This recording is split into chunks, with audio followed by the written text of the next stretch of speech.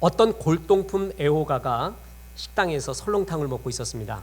그런데 놀라운 것을 발견했어요. 개가 밥을 먹고 있는데 그 개밥 그릇이 청자 그릇이었습니다. 전문가는 그걸 볼 줄 알거든요. 저걸 갖고 싶었습니다. 근데 저거 청자입니다. 저거 나한테 파십시오 하기에는 좀 그렇고, 그래서 머리를 짜냅니다. 주인장, 저 개 나한테 파십시오 그랬어요. 30만 원 쳐주겠습니다. 그 개값이 돈 한 5만 원도 안 됐거든요. 잡종개예요. 순종 안 하는 개를 잡종이라고 합니다. 성도 중에서도 순종 안 하는 성도를 잡종이라고 그러거든요. 그래서 10만 원도 안 되는 가격이었어요. 그랬더니 주인이 얼싸졸타 30만 원에 팔았어요. 그러면서 이 골동품 애호가가 그걸 딱 사면서 딱 합니다. 그냥 개값을 후하게 쳐줬으니까 그 개 밥그릇도 그냥 주십시오.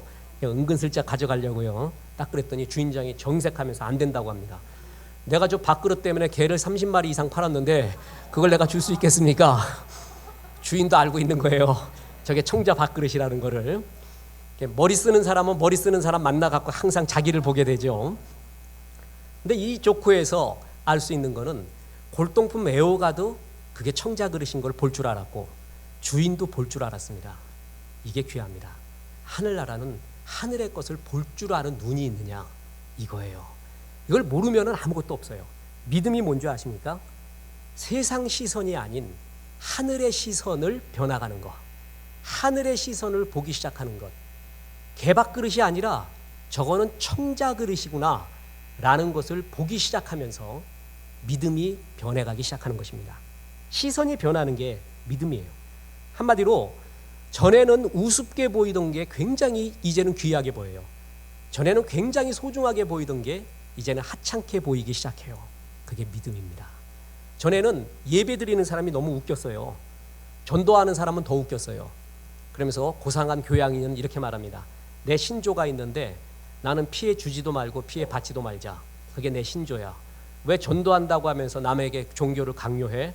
나는 교양인답게 그냥 살아야지 라고 하던 사람이 주변의 사람을 다 끌어모읍니다.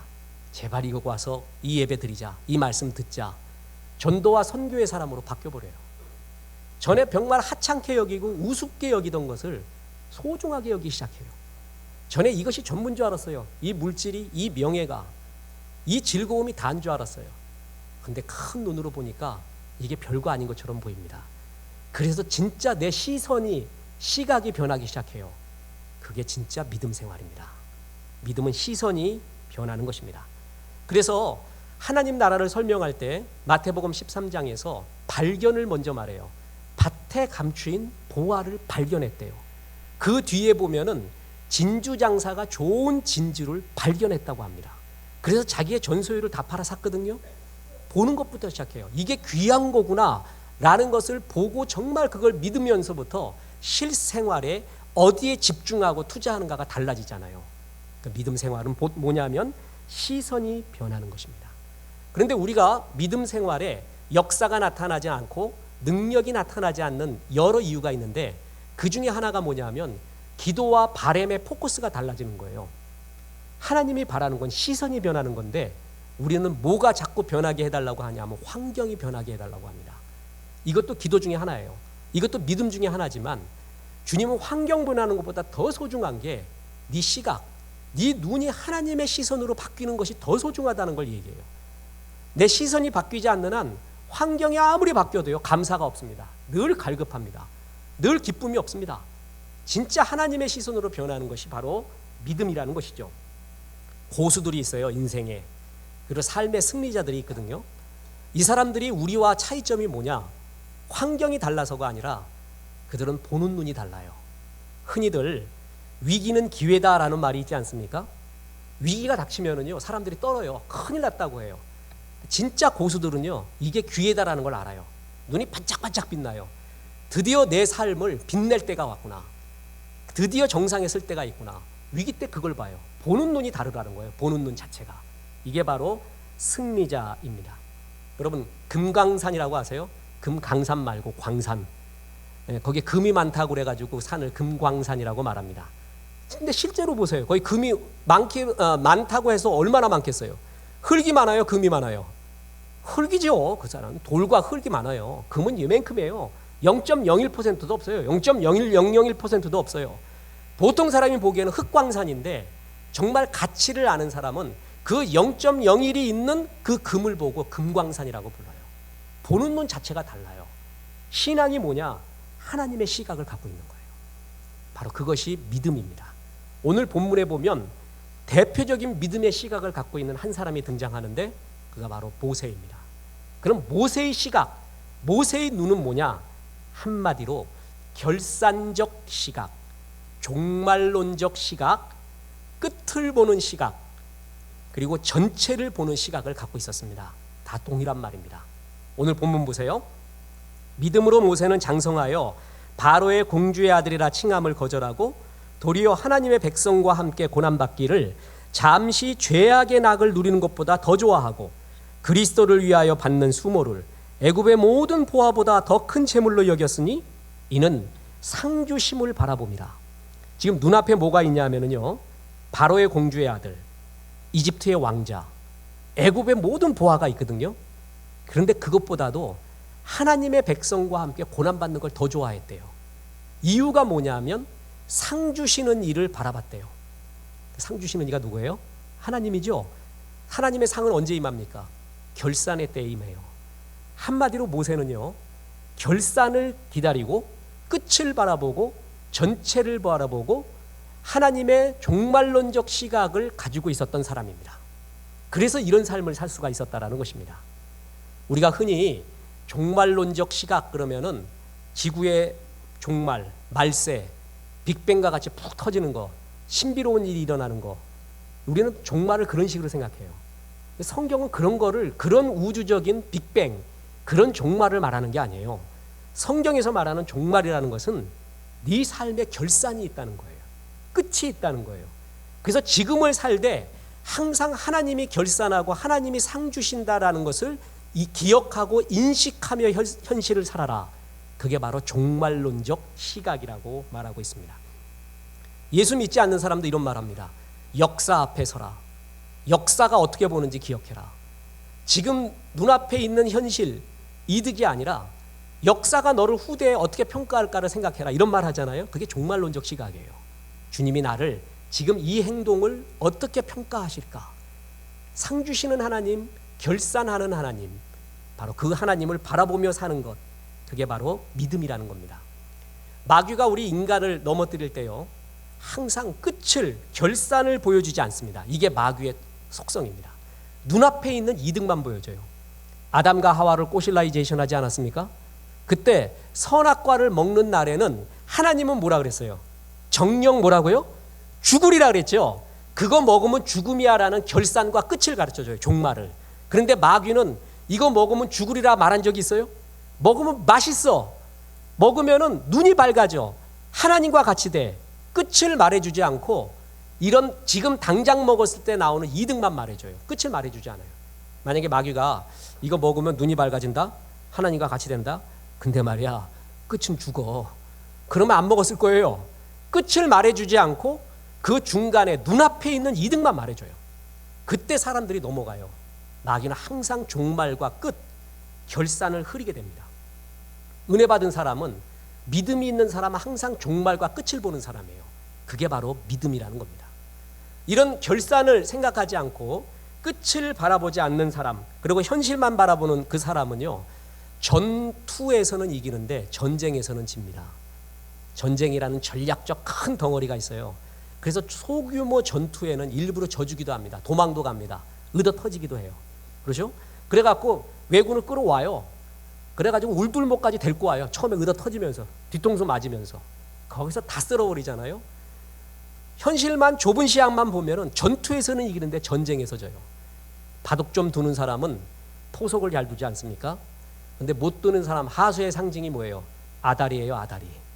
어떻게 하면 아다리 해갖고 맨놈 먹을까? 고수는 다 져줘요. 아다리 치라고 해요. 마음대로 치라고 해요. 그러나 끝은 보니까 다 포위됐어요. 다 죽어버려요. 믿음은 종말, 끝, 결산을 보는 겁니다. 그런데 마귀는요, 그걸 못 보게 합니다. 그럼 믿음 생활이라는 것은 다시금 상 주시는 하나님, 눈앞에 보이는 애굽의 보화, 바로의 공주의 아들, 이집트의 왕자, 그것만 바라보던 시각에서 하나님의 결산을 바라보는 시각으로 변해가는 것, 여러분 그것을 믿음 생활이라고 말합니다. 그렇다면요, 이런 종말론적 은혜의 눈이 생기면은 우리의 현실 가운데 다가오는 큰 이득이 세 가지가 있습니다. 첫째가 뭐냐 하면요, 고난 가운데도 원망하거나 낙심하지 않고 고난에 대한 창조적인 시선이 생깁니다. 고난은 신비입니다. 뭐라고 말할 수 없어요. 내가 왜 이 고난 당했습니까? 라고 말하면요, 그건 주님 앞에 가봐야 진짜 아는 경우가 대부분입니다. 지금 해석할 수 없는 게 너무 많아요. 그래서 고난은 신비입니다. 그럼에도 불구하고 모든 고난은 교훈이 있어요. 교훈. 반드시 뜻이 있어요. 하나님의 교훈이 있어요. 그래서 그리스도인은 고난을 고난으로 받지 고난을 고생으로 받아서는 안 돼요. 고생은 아무런 교훈을 얻지 못하고 죽기만 한 걸 고생이라고 해요. 근데 그리스도인은 고생을 허락하는 게 아니라 고난을 허락해요. 그래서 그 고난을 통해서만 얻을 수 있는 큰 교훈이 있어요. 그걸 가르쳐 주기 위해서거든요. 이걸 믿어야 돼요. 이게 바로 종말론적 시각, 결산을 바라보는 시각이에요. 자, 예를 들어 보겠습니다. 여러분, 호랑이하고 사자하고 싸우면 누가 이겨요? 웃긴 질문이에요. 태권도하고 유도하고 싸우면 누가 이겨요? 이것도 웃긴 질문이에요. 이건 명제가 될 수 없어요. 그 호랑이가 암컷이냐 수컷이냐, 평야냐 정글이냐, 배고팠냐 배불렀느냐, 그거에 따라 다 달라요. 그 호랑이가 어릴 때부터 훈련 받았느냐 안 받았느냐, 태권도도 고수냐 하수냐, 흰띠냐 검은띠냐, 유도가 헤비급이고 그리고 얘가 파란띠야. 유도는, 태권도는 검은띠인데 플라이급이에요. 이게 싸우면 안 되잖아요. 그 자체가 명제가 아니에요. 참거짓을 나눌 수가 없는 그런 질문이 아니거든요. 마찬가지로 이런 질문이 있어요. 8차선 고속도로가 좋냐, 비포장 오솔길이 좋냐. 이것도 답이 아니에요. 명제가 아니에요. 참거짓을 얘기할 수 없어요. 뭐까지 얘기해야지 진짜 참거짓을 알 수 있는지 아세요? 그 끝이 뭐냐는 거예요. 길을 말하는 게 아니라 끝이 뭐냐는 거를 말할 때 답이 딱 나와요. 예를 들어 보겠습니다. 8차선의 길은 쭉 뚫려 있는데 그 끝은 지옥이고 낭떠러지예요. 저는 강원도 부흥에 갔을 때 그 여자의 말을 듣고 차에서 흘러나오는 여자의 말이 있어요. 굉장히, 쟤는 목사기 때문에 순정형이에요. 순정. 되도록 순정하자. 그래서 갔더니 진짜 낭떠러지가 나오더라고요. 계속 갔으면 난 여기 없어. 주님 곁에 가 있어요. 자, 그 8차선 길의 끝이 낭떠러지냐? 그렇다고 치고요. 구불구불한 비포장도로인데 끝이 생명의 길이에요. 우리 어머니가 계신 고향의 길이에요. 여러분 어떤 길이 좋아요? 이건 답이 나오죠. 이건 답이 나오는 거예요. 근데 우리가 그리스도인이 실망하고 낙심하는 건 뭐 때문에 그런지 아세요? 끝을 보지 않고 길을 보기 때문에 그래요. 남들은 예수 믿지 않는 저 사람은, 또 예수 믿어도 정말 견떡같이 믿는 저 사람이 어떻게 저렇게 형통한 길을 가고 있느냐. 나는 이렇게 정말 하나님 앞에 서려고 하는데 내 길은 왜 이렇게 울퉁불퉁한 비포장도로냐. 길을 보기 때문에 실망하는 거예요. 믿음이 뭔지 아세요? 지금의 길을 보는 게 아니라 뭘 보는 거예요? 끝을 보는 거예요. 이 끝. 그게 바로 믿음이에요. 그래서 견딜 수가 있다라는 것이죠. 이걸 신정론, 섭리론이라고 말합니다. 조직신학의 4대 기둥이 있는데 창조론, 종말론, 구원론, 섭리론이에요. 우리 그리스도인이 제일 힘든 게 뭔지 아세요? 섭리론이에요. 섭리론. 지금 주님이 역사하고 있는가. 그런데 삶은 참 지저분하거든요. 죄 많은 인간들이 살기 때문에요, 수학 공식처럼 명쾌한 답이 나오지 않는 게 많아요. 굉장히 지저분해요. 어떤 게 정의냐고요? 정말 아닌 것도 너무 많아요. 영웅으로 알았던 사람이 영웅 아닌 것도 너무 많고요. 힘들어요, 세상. 특히 인문과학은 해석 자체가 얼마나 어려워요. 이런 가운데 진짜가 뭔지 몰라요. 제일 괴로운 게 악인의 형통함 보는 거 아닙니까? 악인이 잘 되는 것 같아요.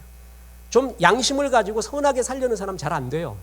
그 고민을 우리만 하는 게 아니라 시편 73편의 기자, 이게 대표적인 신정론, 섭리론에 대한 괴로움을 토로한 게 시편 73편이에요. 거기에 보면은요, 악인이 너무 잘 됩니다. 나는 너무 힘듭니다. 저는 살 때도 잘 사는 것 같고 죽을 때도 평안히 죽습니다. 나는 너무 힘듭니다. 하나님 칼 물고 죽어버리고 싶습니다. 그게 시편 73편이에요. 여러분들 그거 느껴봤어요? 이거 안 느껴봤으면 아직 인생을 모르는 거야. 눈물 젖은 빵과 아이러니와 이 부조리를 못 느껴봤으면 아직 인생 사는 게 아니에요.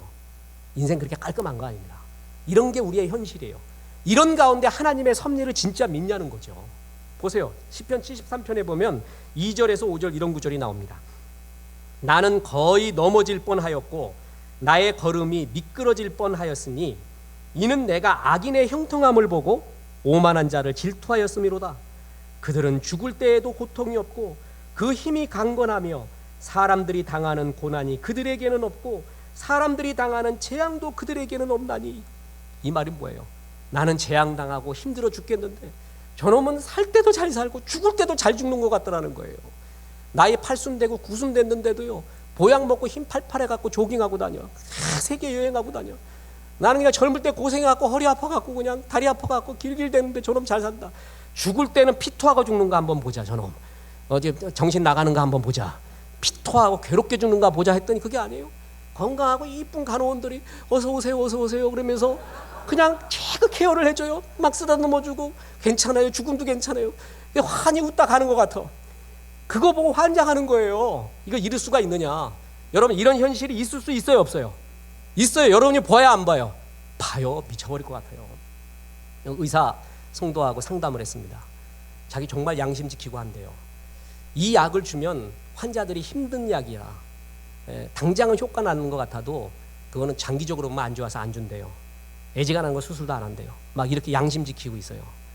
근데 저쪽 어떤 병원 의사는 그렇지가 않대요. 그냥 무조건 오픈도 하고 안 열어도 되는 거 열고 안 잘라도 되는 거 자를 수도 있는 그런 걸 자기가 봤대. 여러분, 모든 의사 그런 거 절대 아니에요. 그리고 약도 너무 세게 주고. 그래서 자기는 이걸 딱 뽑는데 자기는 너무 못 산대. 자기는 너무 못 사는데 그쪽은 너무 잘 되고 있대요. 이런 류의 것이 있어요 없어요? 현실에 있죠. 있어요. 분명히 있어요. 사업도 그렇고요, 목회도 그렇고요. 지저분한 게 인생이에요.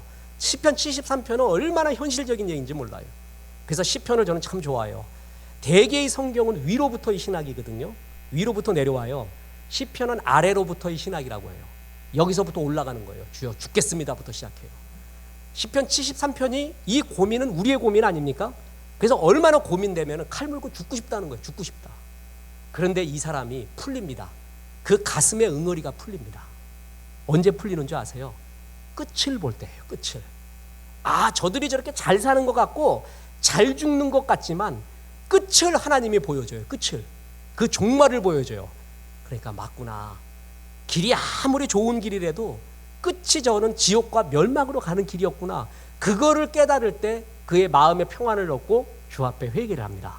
그게 시편 73편의 결론이에요. 결론. 보세요. 거기에 17절 19절 시편 73편 17절에서 19절 보세요. 하나님의 성소에 들어갈 때에야 내가 그들의 종말을 깨달았나이다. 주께서 참으로 그들을 미끄러운 곳에 두시며 파멸에 던지시니 그들이 어찌하여 그리 갑자기 황폐되었는가. 놀랄 정도로 그들은 전멸하였나이다. 주의 성소에 들어가서 종말을 볼 때 내가 깨달았다는 거예요. 진짜 끝을 봐요. 저 사람들의. 나는 지금 살아생전만 봤잖아요. 근데 하나님이 더 영혼의 끝을 보여줘요. 성소에서. 그때 깨달아요. 아, 부러워할 게 아니구나.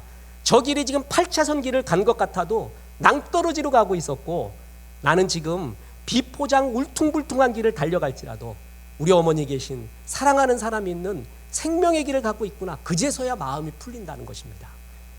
마귀는 길을 보여줘요. 넓은 길, 넓은 문. 글로 오라고 그래요. 하나님은 길 보지 말고 끝을 보라고 해요. 끝. 그 길의 끝을 봐라. 그 길은 편한 길 같지만 끝이 이런 길을 한다. 바로의 공주의 아들, 애굽의 많은 보화, 그것보다 그 넓은 길보다 더 좋은 게 뭔지 아니? 하나님의 백성이야. 하나님의 자녀야. 그 길을 걷는 거야. 모세는 그걸 봤습니다. 이게 종말론적 시각이라는 것입니다. 그래서 고난 가운데서도요, 창조적인 마음이 생겨요. 그래, 좁은 길을 가자. 울퉁불퉁한 길을 가야 나중에 할 말도 있지. 여러분, 나중에 부부끼리 만나서 부부가 옛날을 회상하면서 이야기할 때 대부분 어려웠을 때 얘기하지 않습니까? 힘들었을 때, 그러나 사랑과 진실로 극복되었을 때, 그때가 가장 아름다운 추억 아닙니까? 종말론적 시각이 있으면 그걸 보게 된다는 거예요. 그래서 현실의 고난을 창조적으로 보게 됩니다. 누차 말했지만 프린스턴 대학의 블랙 우드 교수, 그는 자녀에게 줄 수 있는 최고의 유산은 아름다운 추억이라고 했습니다. 우리 어머니, 아버지 생각할 때 난 이런 추억이 떠올라. 그게 줄 수 있는 최고의 유산이래요. 그럼 묻습니다. 그 추억이 언제 새겨져요? 되게 어려울 때예요. 90% 이상 약하고 힘들 때, 그러나 진실을 느꼈을 때, 약함이 진실을 만날 때, 그때가 추억이 새겨져요. 여러분, 약함이 있을 때요, 꿈을 꿉니다. 설레임이 있습니다. 그리움이 있습니다. 인간의 삶 가운데 꿈, 설레임, 그리움, 이것처럼 아름다운 거 없습니다. 근데 힘이 있잖아요. 그럼 꿈이 없어요. 이루어버리면 되니까. 설레임도 없어요. 그냥 해버리면 돼. 그리움도 없어요. 그리울 게 뭐 있어. 그냥 사버리면 되는데. 근데 없어요. 없으니까, 힘드니까 꿈을 꿔요. 갖고 싶은 설레임과 그리움이 생겨요. 그러나 그것을 사주고 싶지만 사주지 못하는 아빠의 마음, 엄마의 마음. 애도 그걸 알아요. 그때 추억이 생기고요, 진실이 생기는 거 아니겠습니까? 큰 시각으로 보면은 그걸 바라보게 돼 있어요. 아, 그렇구나. 애들 지금 좀 어려운 게 이렇게 힘들게 하는 것도 괜찮은 거야. 이런 가운데 우리의 진실을 보여주자. 그럴 때 애는 정말 이 부모의 마음을 알 거야. 추억이 새겨질 거야. 큰 눈으로 바라보면서 고난에 대한 창조적 시각이 생기게 됩니다. 이런 조커가 있습니다. 실화라고 합니다. 유튜브에 뭐 누가 얘기를 하더구만요. 햄버거 가게를 갔는데 햄버거 100개를 달라고 어떤 사람 하나가 들어왔어요. 햄버거 100개 주세요. 그랬더니 예, 감사합니다. 뭐 점장님 100개나 주문합니다. 이래갖고 빨리 포장을 해야 될 거 아니에요. 그러니까 일하던 그 아가씨가 이렇게 얘기했습니다. 드시고 갈 거예요? 포장해서 가실 거예요? 그랬더니 여러분, 혼자 와서 햄버거 100개 달라 그러는데 그걸 어떻게 먹고 가? 배운 대로만 한 거예요. 배운 대로만. 드시고 가실 거예요? 포장해야 할 거예요? 통합적 사고가 없이요, 그냥 부분적 최적화가 돼 있어요. 이럴 때 그 얼마나 답답한 여자예요. 동사무소를 갔더니 이랬다고 합니다. 사망 통지서라고 아세요? 사망 통지서를 갖다 싹 기록을 해서 글을 했더니 본인이 와야 됩니다. 그런데요. 이런 거 본인이 와야 된대. 어떻게 해요? 이게 본인이 어떻게 가? 그거를. 통합적 전체적 시각이 없으면 부분에 최적화되어 있어요. 여러분, 이 사람 참 답답합니다. 현실도 답답하고요, 또한 유혹, 미끼도 금방 물어버려요. 끓고 있는 냄비 보면은요, 그렇게 물지 않습니다. 이게 모세와 같이 종말적 시각을 갖고 있는 사람의 유익이에요. 그럼 모세와 같이 상 주시는 하나님, 종말적 시각을 갖고 있는 사람의 유익, 마지막은 뭐냐? 끝을 보는 눈이 있으면요, 지금 여기, now and here, 여기에 아름다움을 느끼며 삽니다. 이게 얼마나 귀한 것인지 모릅니다. 여러분, 끝이 있다는 걸 알면요, 지금이 얼마나 소중하다는 걸 알아요. 꽃은 말이에요, 이쁘다라는 것보다도 꽃을 볼 때 얼마 가지 못한다는 것도 알고 있잖아요. 두 개를 동시에 봐요. 꽃은 곧 질 것입니다. 낙화할 것입니다. 낙화하기 때문에 아름다운 거예요. 낙화하지만 그 전에 내 모든 황홀함으로 당신과 눈 맞추겠습니다. 그리고 바라보잖아요. 그 장엄함, 꽃의 장엄함, 그게 아름다운 거예요. 그래서 끝이 있다는 걸 아는 사람은요, 지금 현실이 얼마나 소중하다는 걸 알아요. 다시 오지는 않는 이 젊음, 이 시간, 그리고 이 나이, 이 봄, 그걸 느껴요. 그래서 현실을 아름답게 꾸미며 산다는 것이죠. 피에르 쌍소의 느리게 사는 것의 의미라는 책 아십니까? 또 법정 스님의 무소유라는 것을 아세요? 이게 전부 뭐예요? 현대가 너무 스피드를 요구하니까 느리게 살면서 풍경을 봐라, 전체를 봐라, 그런 얘기거든요. 그런데 그건 맞아요. 왜냐하면 속도는 풍경을 빼앗아요. 속도가 빠르면 빠를수록 풍경을 못 느끼잖아요. 서울에서 제주도까지 비행기 타고 가보세요. 그냥 신문 하나 읽고 주스 한 잔 먹으면 와 있어. 그런데 그걸 자전거를 타고 간다고, 도보로 간다고 해보세요. 길가에 펴 있는 모든 꽃을 봐요. 이게 느리게 살 때마다 볼 수 있는 풍경이라는 거죠. 근데 여러분, 이거는 사실 굉장히 그 현실이고요, 이걸 받아들여야 돼요. 현대의 스피드를 거부한다? 난 느리게만 살래. 그렇게 살 수 있냐고요. 느리게 사는 것의 의미? 그거 실력 있고 돈 많으면 가능해요. 근데 지금 그게 가능하냐고요, 현실적으로요. 여러분 생각해 보세요. 만약에 이제 핸드폰 지금 우리나라 얼마나 잘 터집니까? 인터넷 끝내줘요. 미국 메리어트 호텔 가보니까 초고속 인터넷, 그래갖고 여긴 빠르겠다고 했더니 영화 하나 다운받는데 밥 먹고 와서 씻고 샤워까지 하고 앉아있는데도 아직까지도 안 받았어.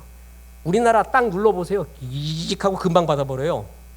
어떤 통신사에서 여러분 여러분 속도보다는 풍경을 즐기세요. 해가지고 인터넷 무지하게 느리게 했다고 쳐보세요. 누가 사요 그거? 아무도 안 사요. 누르면 바로 튀어나오게끔 해야지 이게 또 정보가 좋지 않습니까? 속도는 대세입니다. 이거를 뭐 어떤 반대하거나 뭐하거나 할 수 없게 이미 대세로 흘러가고 있어요. 느리게 산다고요? 여러분 살아보세요. 그렇게 살 수 있나? 경쟁에서 이길 수 있나?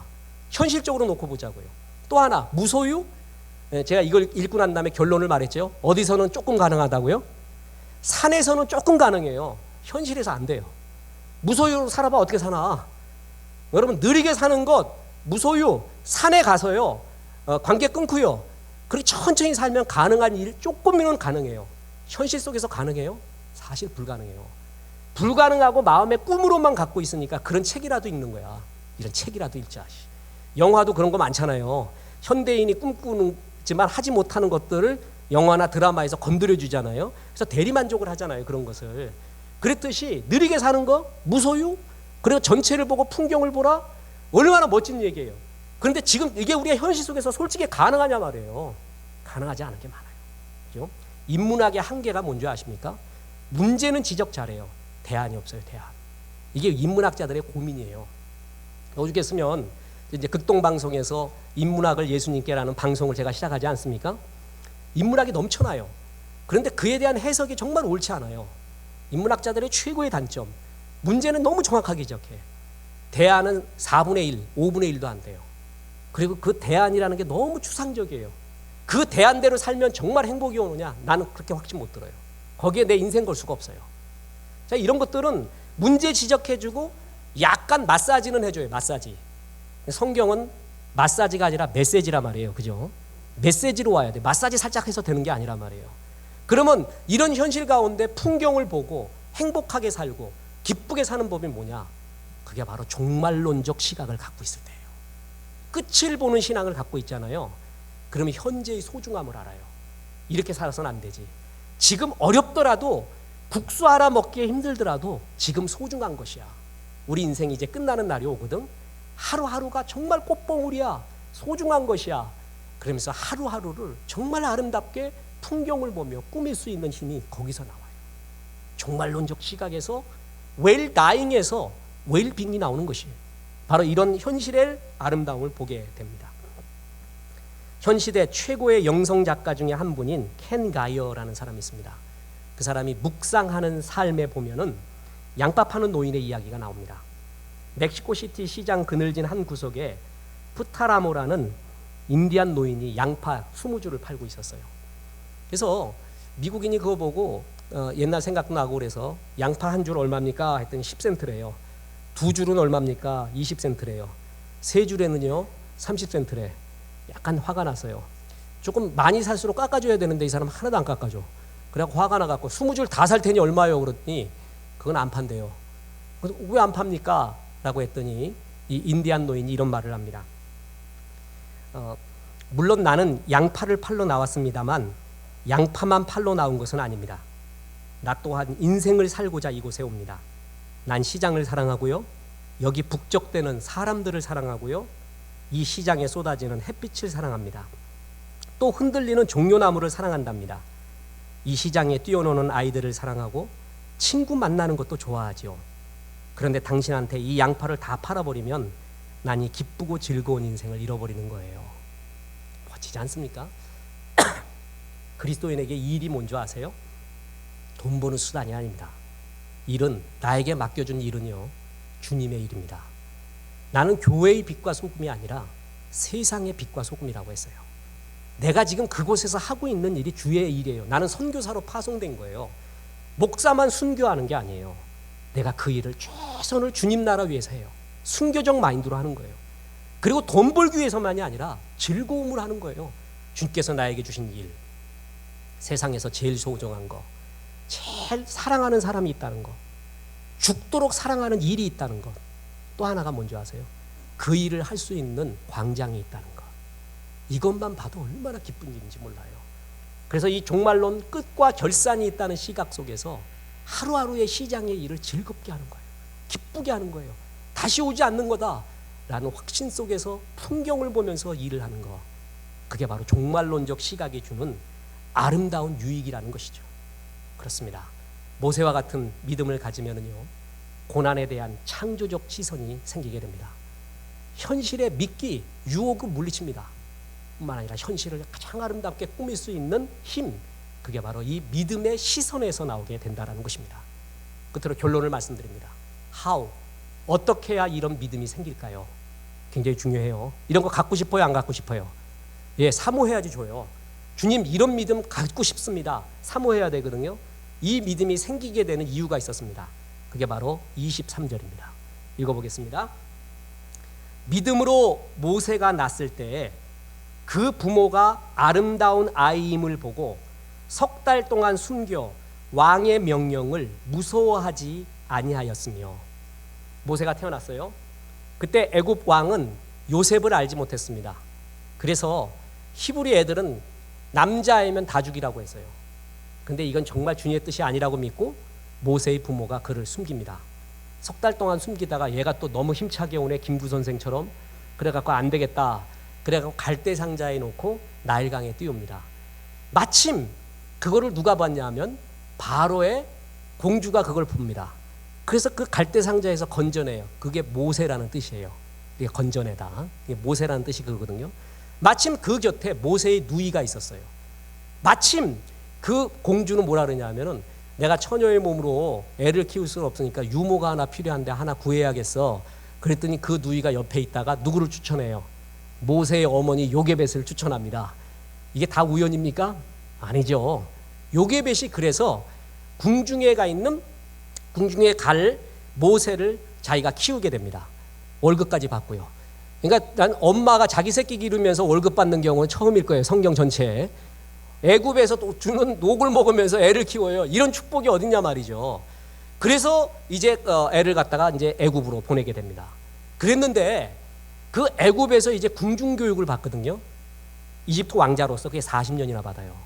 여러분, 요게벳의 교육과 궁중 교육은 비교할 수가 없어요. 퀄리티 면에서.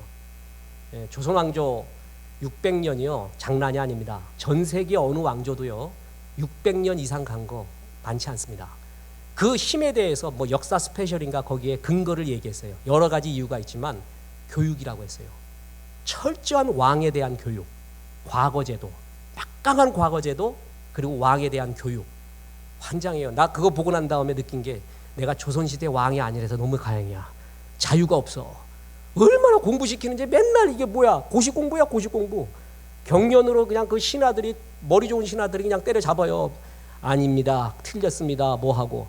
경련을 휘어잡았던 게 두 왕이에요. 누군지 아세요? 세종하고 또 누굴까요? 정조. 오히려 경련 때 신하들을 때려잡아. 그런 왕 빼놓고는요 다 그냥 그렇게 그냥 공부에 시달렸어요. 과거제도 얼마나 막강했어요. 궁중교육 무시 못합니다. 최고의 퀄리티를 제공하는 거예요. 그런데 모세가 엄마한테 어렸을 때 받은 무릎 신앙 교육이 왕궁 교육을 이겨버렸어요. 그래갖고 모세의 가슴에는요 야훼 신앙, 하나님에 대한 신앙과 히브리적 하트가 가득했던 거예요. 그래서 그가 40대였을 때도요 히브리 사람 죽이는 거 보고 못 견뎌 하는 거예요. 이게 기적이에요, 기적. 한마디로 뭐예요? 신앙 교육을 잘 시켜준 거예요. 그래서 그가 바로 이런 종말론정, 상 주시는 하나님을 바라봐요. 애굽의 교육은요 너는 이집트의 왕자다, 애굽의 모든 보화다, 그거 바라보게끔 하거든요. 근데 하나님의 교육은 하나님의 사람이야. 하나님의 사람답게 살아. 그 교육, 엄마의 무릎 교육이 애굽의 왕궁 교육을 이긴 겁니다. 자, 우리가 믿음이란 무엇인가 이야기할 때 첫 번째 뭐라 그랬어요? 믿음은 주님께 뭐 하는 거다? 붙어 있는 거라 그랬죠. 이건 진리 중에 진리입니다. 주께 붙어 있는 게 신앙이에요. 믿음이에요. 어릴 때부터요 철저하게 주님, 가장 민감할 때, 그리고 가장 고난스러울 때, 가장 한마디 하면 톡하면 터질 것 같을 그때 더욱더 붙어 있어야 돼요. 딱 붙어 있는 거예요. 그러다 보면 주님의 양분을 받아들여요. 어느덧 이슬비에 옷 젖듯이요 하나님의 생각과 가치관이 하나둘씩 쌓여요. 실력도 먼지같이 쌓이고요 믿음도 먼지같이 쌓이는 거예요. 애들 어릴 때부터요 신앙교육 잘 시키잖아요. 주께 붙어 있게끔 하잖아요. 안 그러는 것 같아도 가치관이 달라요. 여러분, 이 모태신앙이 이래서 무서운 거예요. 안 그런 것 같아도 은근히 힘이 있어요. 은근히 굉장히 힘이 있고요 결정적인 순간 늘 주님을 기억해요. 그리고 정말 돌아올 가능성이 많아. 돌아올. 다들 멀리 간 게 인생이거든요. 근데 빨리 돌아오는 애, 어릴 때부터 신앙교육 죽게 붙어 있었던 애들은요, 어린 시절에 그 주일학교 찬송가가 내 평생을 좌우해요. 흔들어 버려요. 그때 외웠던 성경 암송이 나를 흔들어 버려요. 유대인은 그걸 알잖아요. 요게벳. 성경에 나오는 3대 현모입니다. 한나, 마리아, 유니게, 요게벳. 이 사람들은 하나같이 뭐예요? 신앙에 붙어 있게끔 교육합니다. 그랬더니 그가 어떻게 돼요? 상 주시는 하나님, 세상의 시각이 아닌 하나님의 시각이 생기기 시작합니다. 그렇습니다. 믿음은 붙어 있는 겁니다. 어릴 때부터 끝까지 비가 오나 눈이 오나 붙어 있는 거예요. 애들한테 추억을 새겨주세요. 비 온다. 엄마 오늘 비 오네. 그래, 예배 가지 말자. 눈 오네. 오늘 집에서 짜장면 먹자. 그건 추억이 아니에요. 비 오네. 그래도 가자. 눈 오네. 그래도 가자. 그럼 애가 막 욕할 거예요. 엄마 꼭 이렇게 믿어야 돼요? 남편도 말해요. 꼭 이렇게 해야 되니 교양이니? 그래요. 그래도 가는 거예요. 그게 추억이에요. 그게 힘이에요. 힘. 아, 비가 그렇게 옥수같이 오는데도 예배당 와요. 그리고 기도드려요. 주님, 이 폭포수 같은 소나기, 성령의 폭포수를 내게 내려주십시오. 우리 엄마가 그렇게 기도하더라. 나는 그 소나기 오는 날 엄마하고 갔던 예배가 생각나. 그 눈 펑펑 내리던 날 엄마하고 왔던 예배가 생각나. 그게 모세의 믿음이었어요. 어릴 때 심어줬던 그 믿음이요. 그게 상 주시는 하나님 바라보면서 왕궁의 애굽의 보화, 그리고 이집트 왕자라는 모든 걸 물리치고 주님의 것을 택합니다. 여러분, 주께 잘 붙어있게 교육하십시오. 그리고 위기의 순간 더 붙어있고요, 힘든 순간에 더 붙어있어요. 그래서 결정적인 주의 은혜 받으십시오. 그래서 여러분, 현실이 하나님 앞에 이 고난의 의미를 발견하세요. 현실의 유혹을 물리치세요. 현실 하루하루를 아름답게 꾸며 사세요. 이런 모세의 종말론적 결산적 시각이 가득하기를 주 예수의 이름으로 축원합니다.